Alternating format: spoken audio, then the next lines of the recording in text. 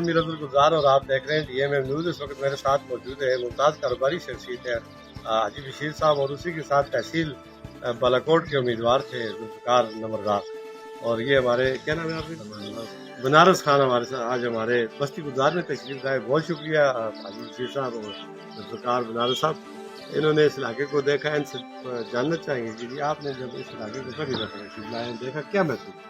जी मुझे तो बहुत अच्छा लगा ये, क्योंकि इधर से गुलशरा भी पूरा नज़र आ रहा है, पीछे उगदी भी नज़र आ रहा है और इधर बहुत अच्छा नज़ारा नज़र आ रहा है। चारों तरफ पहाड़ है, तो बहुत खूबसूरत इलाका है ये कनाडा अमेरिका क्या है जो जो लोग कहते इसके हैं मुकाबले में कुछ नहीं है ये। कितनी मैं खूबसूरत आपको अप्रिशिएट करता हूँ कि जितनी मेहनत से आपने इसको बनाया है और जहाँ से आपने रोड लिए और यहाँ अपने घर तक पहुँचाए, फिर अपने मनूर के वैली मनूर के पूरे लोगों को आपने संभाला, तो इस चीज़ की आप मुबारकबाद की मुस्तहिक है माशाल्लाह। बहुत मेहरबानी। बहुत अच्छा।